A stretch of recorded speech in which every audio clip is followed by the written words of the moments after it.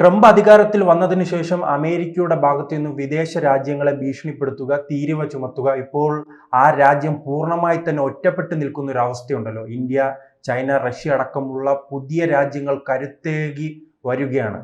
ഇനി അമേരിക്കയുടെ നീക്കങ്ങൾ എങ്ങനെയായിരിക്കും? അമേരിക്ക ഒരിക്കലും പ്രതീക്ഷിക്കാത്ത ഒരു മുന്നേറ്റമാണ് ഇന്ത്യ ജിയോ പൊളിറ്റിക്കൽ ബാക്ക്ഗ്രൗണ്ടിൽ നടത്തിയിരിക്കുന്നത്. അമേരിക്ക പ്രതീക്ഷിച്ചത് ഇന്ത്യ എത്ര ശക്തമായി തലക്കടിച്ചാലും, തീരുവ വെച്ച് തലക്കടിച്ചാലും ഒരു കാരണവശാലും ഇന്ത്യക്ക് രക്ഷപ്പെടാൻ കഴിയില്ല. കാരണം ചൈന എന്ന ഒരു വമ്പൻ പ്രതിയോഗി അവിടെ നിൽക്കുമ്പോൾ ചൈനയുമായിട്ട് നമുക്ക് യോജിപ്പിലെത്താൻ കഴിയില്ല എന്ന് അമേരിക്ക ഉറച്ചു വിശ്വസിച്ചു. ഏതാണ്ട് 10-75 വർഷമായിട്ട് നടക്കുന്ന ഈ അതിർത്തി പ്രശ്നം, നമ്മൾ പഞ്ചശീല തത്വമൊക്കെ നെഹ്റു പറഞ്ഞു വന്നെങ്കിലും അത് കഴിഞ്ഞത് മുതൽ തന്നെ നമ്മൾ തമ്മിൽ തെറ്റി. പ്രത്യേകിച്ച് ദലൈലാമയെ നമ്മൾ അഭയം കൊടുത്തത് മുതൽ വലിയ തെറ്റിലാണ്. പിന്നെ അത് ഒരിക്കലും നേരെയായിട്ടില്ല എന്നുള്ളതാണ് സത്യം.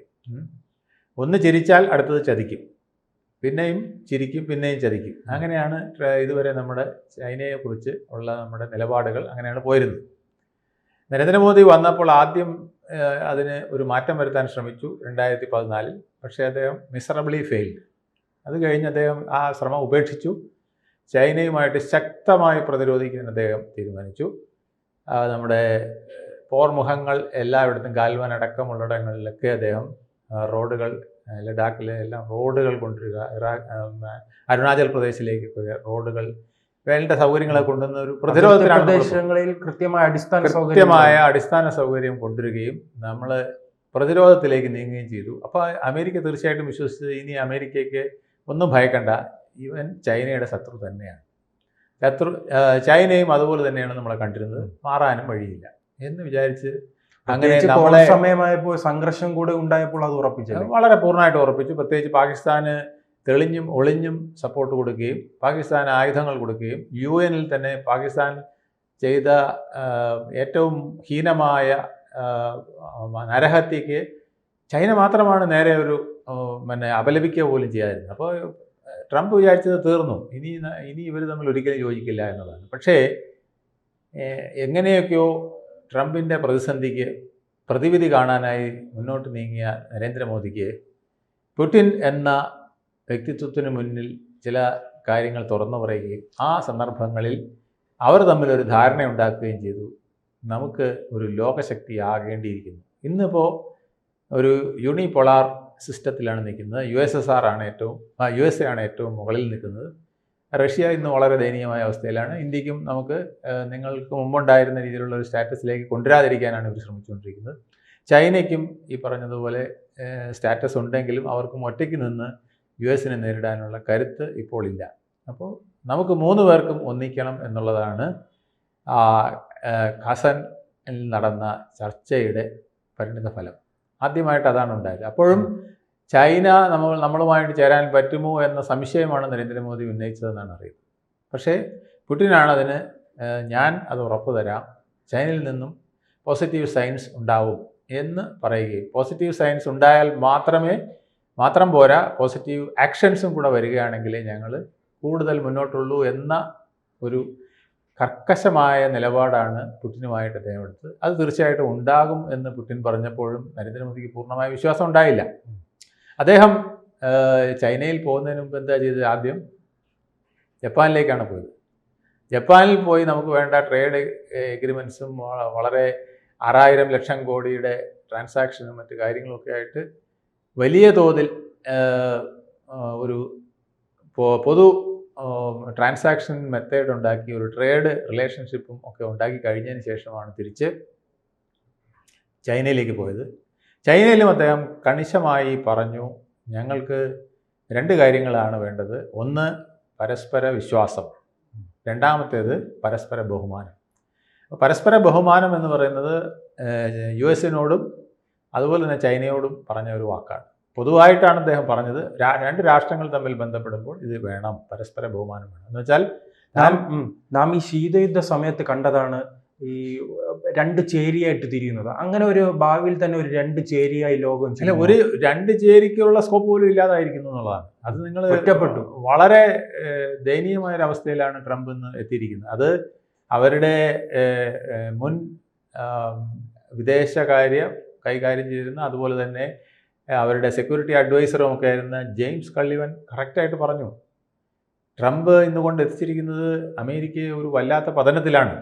അമേരിക്കയുടെ റെപ്യൂട്ടേഷൻ പൂർണ്ണമായും അന്തർദേശീയ തലത്തിൽ നശിച്ചു പോയിരിക്കുന്നു. പിന്നെ ആഭ്യന്തരമായിട്ട് വലിയ പ്രശ്നങ്ങളിലേക്കാണ് ഇത് കൊണ്ടുപോകുന്നത്. ഇന്ത്യയുമായിട്ടുള്ള റിലേഷൻഷിപ്പ് ഒരിക്കലും തകർക്കാൻ പാടില്ലായിരുന്നു. അതുപോലെ തന്നെ മറ്റ് ലോകരാഷ്ട്രങ്ങളെ മുഴുവൻ വെറുപ്പിക്കുന്ന നയം, അത് അമേരിക്ക ഒരിക്കലും സഖ്യകക്ഷികളെ ഇത്തരത്തിൽ ഒരിക്കലും ഒരു അകറ്റി നിർത്തുകയോ വെറുപ്പിക്കുകയോ ചെയ്യുന്ന സംഭവം ഉണ്ടായിട്ടില്ല എന്നൊക്കെ പറഞ്ഞ് അവിടെ പൊട്ടിത്തെറിയാണ് ഉണ്ടാക്കിയത്. ഇത് അതുമാത്രമല്ല, ഒബാമ പോലും നമ്മുടെ ഫ്യൂച്ചർ എങ്ങനെയെന്ന് ചോദിക്കുന്ന സാഹചര്യം ഉണ്ടായി എന്നുള്ളതാണ്.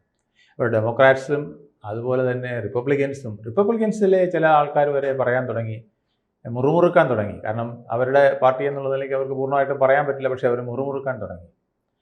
ഇതിങ്ങനെ പോയാൽ എങ്ങനെ? അപ്പോൾ ഇത് ട്രംപിൻ്റെ ഈ കാഴ്ചപ്പാടും ട്രംപിൻ്റെ നടപടിയും ലോകത്തെ മുഴുവൻ വെറുപ്പിച്ചു. അപ്പോൾ ഫലമായിട്ട് എന്താ ഉണ്ടായേ? ബ്രിക്സ് രാഷ്ട്രങ്ങൾ ശക്തമായി, അതുപോലെ തന്നെ SCO രാഷ്ട്രങ്ങൾ ശക്തമായി. ബ്രിക്സും XCOയും ചേർന്ന് കഴിഞ്ഞാൽ ഏതാണ്ട് ലാറ്റിൻ അമേരിക്ക, അതുപോലെ തന്നെ ആഫ്രിക്ക, ബ്രിക്സിലെ അംഗമാണല്ലോ ബ്രസീലും അർജൻറ്റീനയൊക്കെ, അവിടുത്തെ അതുപോലെ മറ്റ് രാജ്യങ്ങൾ എല്ലാം അതിനോട് യോജിച്ചാണ് നിൽക്കുന്നത്. ആഫ്രിക്കയിൽ സൗത്ത് ആഫ്രിക്കയും അതുപോലെ പല രാജ്യങ്ങളും ഇതിനോട് യോജിക്കാൻ തയ്യാറാണ്. ഈ അടുത്ത് കഴിഞ്ഞ് മിഡിൽ ഈസ്റ്റിലേക്ക് നമ്മൾ പറഞ്ഞാൽ ഇറാൻ, സൗദി, UAE ഒക്കെ ഈ ബ്രിക്സിൽ അംഗമാണ്. അപ്പോൾ അതുപോലെ തന്നെ പിന്നെ ബ്രിക്സിൽ ഇറാൻ SCOയിൽ അംഗമാണ്. അപ്പോൾ ഇതെല്ലാം കൂടെ വന്നു കഴിഞ്ഞപ്പോൾ ബ്രിക്സിൽ അംഗമാണ്, XCOയിലില്ല, ബ്രിക്സിൽ അംഗമാണ്. ഇതെല്ലാം കൂടെ വന്നു കഴിഞ്ഞപ്പോൾ ഇന്ത്യയും ചൈനയും റഷ്യയും കൂടെ ഒന്നിക്കുമ്പോൾ അത് ഒരു വലിയ അപ്രമാദിത്വമാണ് ഉണ്ടായിരിക്കുന്നത്. ഏത് ഭൂഖണ്ഡം ഒഴിവായും ചോദിച്ചാൽ യൂറോപ്പ് മാത്രം. യൂറോപ്പിൽ തന്നെ യൂറോപ്പിനോട് ഇപ്പോൾ ട്രംപ് ആവശ്യപ്പെടുകയാണ്, എൻ്റെ വഴി നിങ്ങൾ പിന്തുടരൂ, ഞാൻ ചെയ്തതുപോലെ തന്നെ ഇന്ത്യക്കെതിരെ തീരുവ ചുമത്തൂ, ഇന്ത്യയെ ഒറ്റപ്പെടുത്തുമെന്ന് ട്രംപ് യൂറോപ്യൻ രാജ്യങ്ങളോട് ആവശ്യപ്പെടുകയാണ്. അങ്ങനെ യൂറോപ്പ് അത് അനുസരിക്കുമോ? യൂറോപ്പിന് അനുസരിക്കാൻ കഴിയില്ല. കാരണം ട്രംപിൻ്റെ അതേ ഗതികേടിൽ എത്തുമെന്ന് അവർക്ക് ഉറപ്പുണ്ട്. കാരണം ഇത്രയും രാഷ്ട്രങ്ങൾ ഒത്തുചേർന്ന് ഇപ്പോൾ റിക് എന്ന് പറഞ്ഞുകൊണ്ട് റഷ്യ, ഇന്ത്യ, ചൈന ഒരു ത്രിമൂർത്തികൾ ലോകത്തിൻ്റെ നെറുകയിൽ നിൽക്കുമ്പം അവരോട് എതിർത്ത് നിൽക്കാൻ കഴിയില്ല എന്ന് യൂറോപ്യൻ രാഷ്ട്രങ്ങൾക്ക് ബോധ്യമുണ്ട്. അതുമാത്രമല്ല, യൂറോപ്യൻ രാഷ്ട്രങ്ങൾ യൂറോയെ പിടിച്ചു നിർത്താൻ ശ്രമിക്കുന്നവരാണ്. ഡോളറിന് തുല്യമായിട്ട് അല്ലെങ്കിൽ ഡോളറുമായിട്ട് മത്സരിച്ച് യൂറോ പിടിച്ചു നിർത്താൻ ശ്രമിക്കുന്ന ഒരു രാഷ്ട്രമാണ്. അവർ ട്രംപിൻ്റെ ട്രാപ്പിൽ പോയി വീഴാൻ ഒരിക്കലും മുതിരില്ല. അപ്പോൾ അവിടെയും ഇരട്ടത്താപ്പുണ്ട്. യൂറോ അനുവദിക്കാം USA-ക്ക്, അതേസമയം ബ്രിക്സിൻ്റെ കറൻസി അനുവദിക്കാൻ പാടില്ല. പണ്ട് ബ്രിക്സിൻ്റെ കറൻസി കൊണ്ടുവരാനായിട്ട് എല്ലാം നടപടിയായതാണ്. റഷ്യയും ചൈനയും ഒക്കെ സമ്മതിച്ചാണ്. പക്ഷേ ഇന്ത്യ പുടിനുമായിട്ടും US-ഉമായിട്ടുള്ള ബന്ധം കാരണം നമ്മൾ ഒന്ന് സ്ലോ ഡൗൺ ചെയ്തതാണ്. നമ്മളിപ്പോൾ അതിനകത്തില്ല. നമ്മളിപ്പോൾ അത്ര പെട്ടെന്ന് ധൃതി പിടിച്ച് അങ്ങനെ ഒരു കറൻസിയിലേക്ക് പോകണ്ട എന്ന് പറഞ്ഞ് ഇന്ത്യയാണ് അതിന് ബ്രേക്ക് ഇട്ടത്. ഇനി അതുൾപ്പെടെയുള്ള മാറ്റങ്ങൾ വരുമെന്നാണ് അമേരിക്ക ഭയക്കുന്നത്. അതുകൊണ്ടാണ് അമേരിക്ക പറഞ്ഞിരിക്കുന്നത്, വെള്ളക്കാരെ നിങ്ങൾ ഒന്നിക്കുക. ഒരു അപ്പാർത്തൈഡാണ് ഡിക്ലെയർ ചെയ്തിരിക്കുന്നത്. വളരെ മോശമായ ഒരു സ്റ്റേറ്റ്മെൻറ്റാണ്. അതോടൊപ്പം തന്നെ അമേരിക്കയുടെ ഭാഗത്ത് നിന്ന് പറയുന്നല്ലോ, ഇന്ത്യയിലെ ബ്രാഹ്മണരാണ് പണം മുഴുവൻ സ്വന്തമാക്കി കൊണ്ടുപോകുന്നത്, എണ്ണ വിറ്റ് കൊണ്ടുപോകുന്നത് എന്ന് പറയുന്നു. അതായത് എങ്ങനെയൊക്കെ ഡിവിഷൻ ഉണ്ടാക്കാമോ അതെല്ലാം ഉണ്ടാക്കുക എന്നുള്ളതാണ് ഉദ്ദേശം. പക്ഷേ അതൊന്നും വർക്കൗട്ട് ആവില്ല എന്നുള്ളതാണ് ഇന്നലത്തെ SCO സമ്മേളനത്തിൽ നമ്മൾ കണ്ടത്. ഒരിക്കൽ പോലും അതിർത്തി പ്രശ്നത്തിൽ വിട്ടുവീഴ്ച ചെയ്യാത്ത ഷീ ജിൻപിങ് അതിനൊരു പ്രത്യേക ടീമിനെ നിയോഗിച്ചു കഴിഞ്ഞു അതിർത്തി പ്രശ്നങ്ങൾ പരിഹരിക്കാൻ. അതുപോലെ നരേന്ദ്രമോദി മുന്നോട്ട് വെച്ചു, അതിർത്തി പ്രശ്നങ്ങളിൽ എന്തെങ്കിലുമൊക്കെ ഉണ്ടാവാം. കാരണം 4000 കിലോമീറ്റർ കിടക്കാണ്, 75 വർഷമായിട്ട് നമ്മൾ തർക്കിച്ചുകൊണ്ടിരിക്കുന്നതാണ്, അതിലൊക്കെ എന്തെങ്കിലും പ്രശ്നങ്ങൾ ഉണ്ടാവാം. പക്ഷേ ആ പ്രശ്നങ്ങൾ മിലിറ്ററി ആയിട്ടല്ല, പൊളിറ്റിക്കലായിട്ട് കൈകാര്യം ചെയ്യണം. ആയുധമെടുത്ത് അല്ലെങ്കിൽ ദ്വന്ദ്വ യുദ്ധം വഴി അല്ല കൈകാര്യം ചെയ്യേണ്ടത് എന്ന് പറഞ്ഞ് അത് എഗ്രി ചെയ്തു. ഷീ ജിൻപിങ് എഗ്രി ചെയ്തു. നമുക്ക് പൊളിറ്റിക്കൽ ഡിസ്കഷനിലൂടെ അത് അവസാനിപ്പിക്കാം, അല്ലെങ്കിൽ മുന്നോട്ട് കൊണ്ടുപോകാം, എന്നിട്ട് നമുക്കൊരു കൺസെൻസസിൽ അറൈവ് ചെയ്യാമെന്നുള്ള ഒരു സ്റ്റേജിലേക്ക് അവിടെ വന്നു. രണ്ടാമത്തേത് ഭീകരവാദത്തിനും വിഘടനവാദത്തിനും നുഴഞ്ഞുകയറ്റത്തിനുമൊക്കെ എതിരായിട്ട് ചൈന ഒരു പ്രഖ്യാപനം നടത്തുമെന്ന് നമ്മൾ ആരും പ്രതീക്ഷിച്ചില്ലെന്ന് മാത്രമല്ല, പഹൽഗാമിനെയും കൂടെ തള്ളി പറഞ്ഞുകൊണ്ട്, അതായത് പഹൽഗാമിൽ നേരിട്ടും അല്ലാതെയും സപ്പോർട്ട് ചെയ്ത ആളാണ് ചൈന. ആ ചൈന പഹൽഗാമിനെ തള്ളി പറഞ്ഞു. അവിടെ അമേരിക്കയെ ഇരുത്തിക്കൊണ്ട് പാകിസ്ഥാനെ ഇരുത്തിക്കൊണ്ട് അത് പറഞ്ഞു. ഷഹബാസ് ഷെറീഫ് അവിടെ നിൽക്കുകയാണ്. ഷഹബാസ് ഷെറീഫ് പുടിനെ കണ്ട് മുന്നോട്ട് വന്നപ്പോൾ മൈൻഡ് ചെയ്യാതെ പോയി. ഷീ ജിൻപിങ്ങിനെ അവിടെ ഷേക്ക് ഹാൻഡ് ചെയ്യാൻ പോയപ്പോൾ ഷീ ജിൻപിങ് മറ്റൊരു സ്ഥലത്തേക്ക് നോക്കി മാറിക്കളഞ്ഞു. നരേന്ദ്രമോദി കാക്കയെ നോക്കുന്ന പോലെ പോലും നോക്കിയില്ല എന്നുള്ളതാണ്. മുഖം തിരിഞ്ഞു നിന്നു, പൂർണ്ണമായിട്ടും മുഖം തിരിഞ്ഞു നിന്നു എന്നുള്ളതാണ്. അപ്പം അതുപോലെ തന്നെ മറ്റൊരു രാഷ്ട്രങ്ങളും പാകിസ്ഥാനെ വിലക്കെടുത്തില്ല, മുഖവിലക്കെടുത്തില്ല എന്നുള്ളതാണ്. അംഗ SCO രാഷ്ട്രങ്ങൾ പോലും.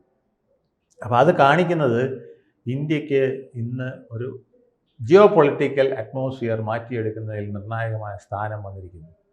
ഏറ്റവും പ്രധാനമായിട്ട് ഞാൻ കാണുന്നത് ഇതിനിടയിൽ കൂടെ മറ്റൊരു കാര്യം കൂടെ നരേന്ദ്രമോദി ഒപ്പിച്ചിട്ടുണ്ട്. UN പരിഷ്കരിക്കണം എന്നൊരു വാദം. അതെന്തിനെന്നറിയാമോ?